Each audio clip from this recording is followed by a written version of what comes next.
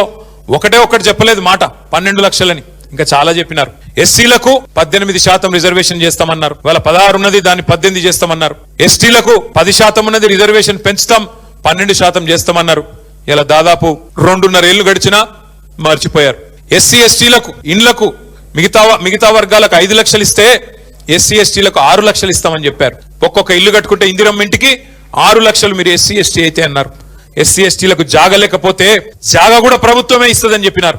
అట్లాగే ఇంకొక మాట కూడా చెప్పారు విద్యార్థులకు, ఎస్సీ ఎస్టీ విద్యార్థులకి, బీసీ విద్యార్థులకి 10వ తరగతి పాస్ అయితే 10,000, 12వ తరగతి పాస్ అయితే 15,000, డిగ్రీ పాస్ అయితే 25,000, పీజీ పాస్ అయితే 1,00,000, పిహెచ్డి చేస్తే 5 లక్షలు ఇస్తామని చెప్పి నమ్మబలికి ఇంకా చాలా మాటలు చెప్పి ఎస్సీ ఎస్టీ డిక్లరేషన్ లో కూడా కాంట్రాక్టులు 42% ఇస్తామన్నారు.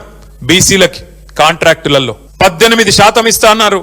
ఎస్సీలకు కాంట్రాక్టులలో, ప్రభుత్వ కాంట్రాక్టులలో, ఎస్టీలకు 12% ఇస్తామన్నారు.